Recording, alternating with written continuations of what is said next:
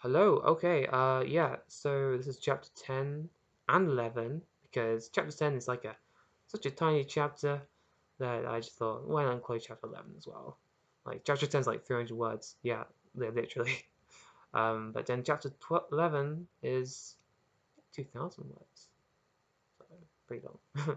You'll see by the length of this video, I guess, in that little area at the bottom, yeah, which I can't see, but you can. Lucky you. You get that privilege, right? Yeah. Okay. Yeah. I'm gonna start the chapter now in 3 seconds. Two, one, go. Okay. Chapter 10. We're with Uzumaki. Here we go. A shout. That's what we heard first during his fast sprint. The hunt for home. He knew this place better than any other. It was his homeland. The visible patches of grass and shrubbery were different. The trees were in odd places than what he remembered, and seemed to have taken over the expansive brushed away area that had always been irrigated and set up for the huts by the originals. But the shape of the valley, the feel of the wind in his cheeks, and the sensation of being drawn to his birthplace had sent his mind into a frenzy. He looked from side to side, the trees enveloping him, but he knew where to go, purely from instinct. That was when the walker's shouts lit up like a beacon of bludgeons upon him. But he didn't care, or even notice. He was whistling a high-pitched tune that mimicked a blue-tipped bird song, hoping for the casual and similar response of delight. But there was nothing but the familiar breeze and emptiness.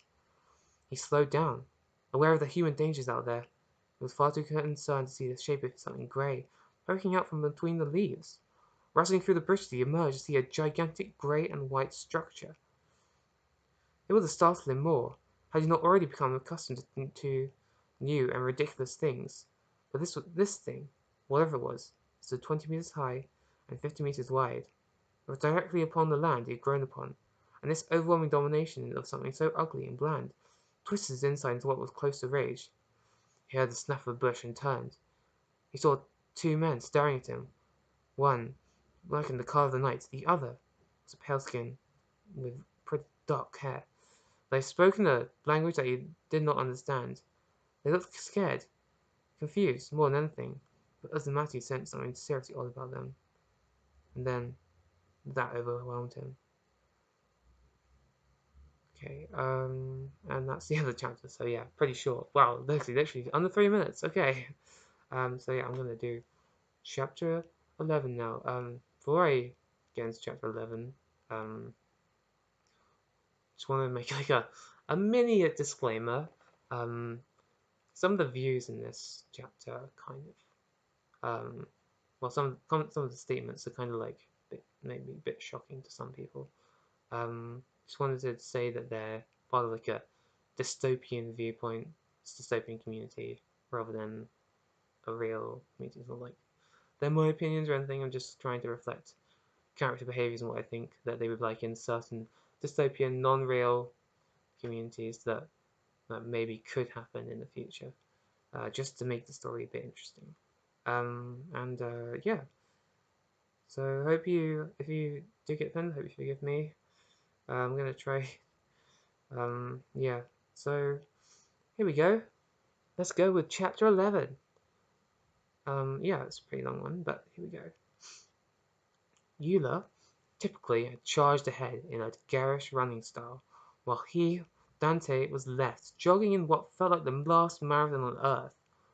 Following the stern British teachings of the Mati on trail tracking down prey, or even other humans, he finally felt he was able to eventually catch up with Eula.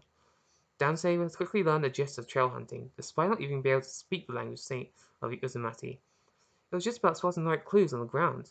A patch of leaves that was misshapen out of place, a clearly snapped twig, or just a scent of something lingering, like poison, in the air. Dante's eyes, senses, and quick thinking were good enough for that. He jogged along, following Eula's footsteps in the undergrowth, puffing gently. The shooting chirps from the birds around him were drowned out by the consistent panting of his body. He'd become fitter recently, and his body wouldn't argue as much as the need for great travel. However, the consistent movement from place to place was taking its toll, and Dante felt aches and pains littered across his legs, and even upon his back. He never even entered the fun run back in the world of Brighton and Hove. Now, It was like his life was a permanent run for survival, a chase for hope, and only his intelligence and his interesting companions would help him survive. He stopped, confused for a moment. The tracks in his ground had somehow morphed, transformed into two separate trails. Was it Matty and Eula's? He questioned himself. It just had to be. There was no other answer. But where was Matthew's trail before? He wondered to himself. That was a concerning thought. But he had to hurry, or else being lost in the sea of forest forever. He'd heard rustling in the bushes, possibly a coyote or possum. He'd heard that they were American forest rodent creatures, and didn't bother concerning himself with them any further. What would his friends back at Dungeons and Dragons Society say if they saw him now, tracking like a primitive hunter through the wilderness? He'd be sure Derek would laugh, make some sort of nerdy and snarky comments, and then smile with his braces gleaming in the light. Andrew would probably watch curiously, concerned for his friend. He was a good fellow. Tanya, though, what would she possibly think? Chinese, beautiful, with black freckles, but also had an incredible imagination. She was most often their dungeon master, despite being the latest addition to their society, which, although technically having 15 members, only saw 4 mega nerds trundle through its weekly meetings for an awesome and intense game of D&D. He felt a tinge of sadness that he wouldn't be able to hear her laugh at one of his lame, nerdy jokes again, or see how her eyes lit up in concentration, like sparkly orbs that spoke with the light of the universe itself, which he was detailing one of her incredibly, meticulously inscribed settings. Thinking of that made him run that extra bit faster. He felt better, as if the fourth bird numbed the burning sensation in his muscles and rejuvenated his passion to continue. The distance from the top of the ridge to the barn didn't seem too far, but looked deceiving from above, and it was probably a good couple of miles. He had to stay focused, though. Had to keep watching the ground, for he would never find them if not in this whirlwind of the universe. He felt a tinge of bitterness that Eula hadn't waited for him in that moment, but immediately swallowed it and reminded himself that she knew just as well as he that he could catch up with her.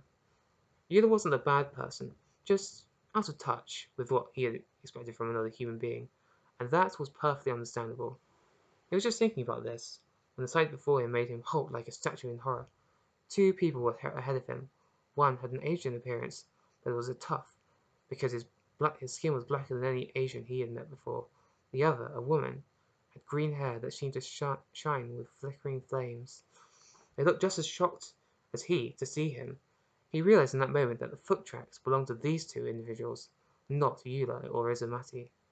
The Asian, he had spiky hair, and a thick black jacket strapped across his back, held out his hand to Dante.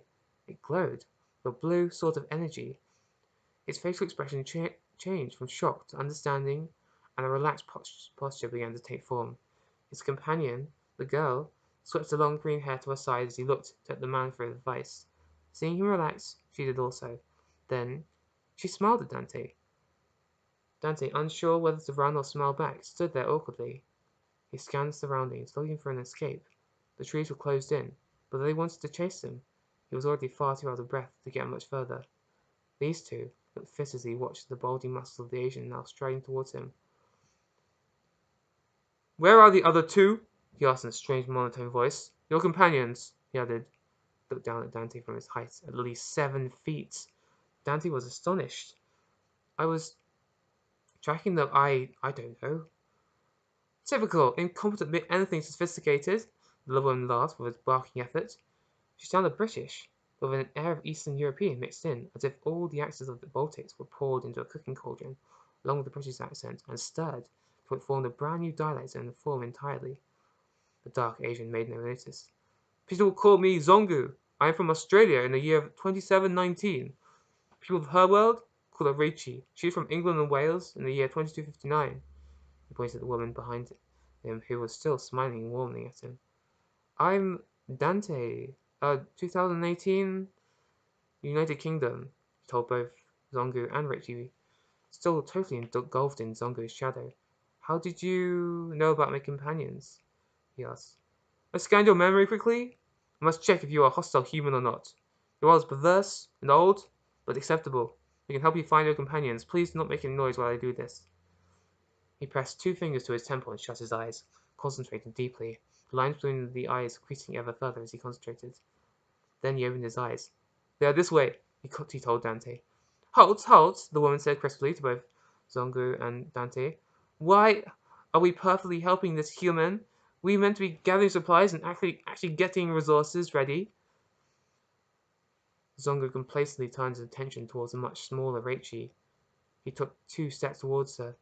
"I made the decisions, not you, and I do not have to explain myself," he told her tersely.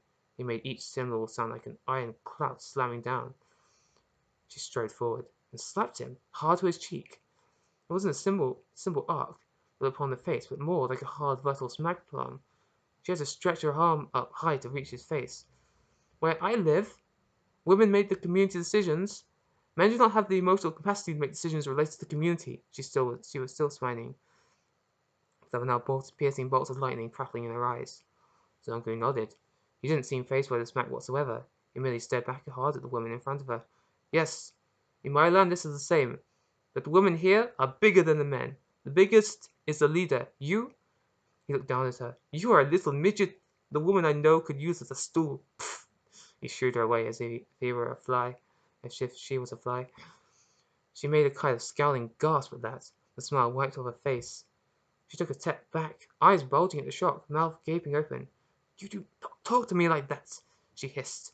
Zongo looked at her again. Holding up his hand, he scanned her with a strange blue light. Then he marched away, gesturing at Dante to follow him. "Wait!" Dante said quickly, keeping hovering to the side end of this conflict. Zongo stared at him blankly, his massive trunk of a head turning around. "How do I know you're telling the truth?" "Where I'm from, everyone says fact. Nothing else, because no one can possibly say fact without being detected." "It is true, we've tested him," Reggie said, while reluctantly following the giant. She spat a goblet of blood onto the ground, and Dante guessed she had bitten her tongue in her outrage. She walked stiffly, her eyes glued on the square of Zongu's back. Dante uncertainly followed the strange pair through the crowded and tight-bunched trees, and to fresh events that he knew were certainly ahead. In a game such as this, there always were. Yes, that's the end of the chapter. Hope no one got offended by that. Just just a mini conflict. Yeah. Uh, Hopefully you enjoy that nonetheless. Um, yeah, it seems to be the action's heating up a bit. Lots more characters new introduced, and yeah, I'm bringing more characters in soon as well. So more people from different places. It's be cool. So yeah, hope you have a good day. And hopefully we'll watch another one. I don't know. You don't have to. You can just go and skip through the trees or high five a cloud. Why not? Yeah, that's what I do. High five clouds all the time. When I go walking in the hills, just like go, hey cloud. But yeah, now stop being random and see you later. Bye bye. Bye.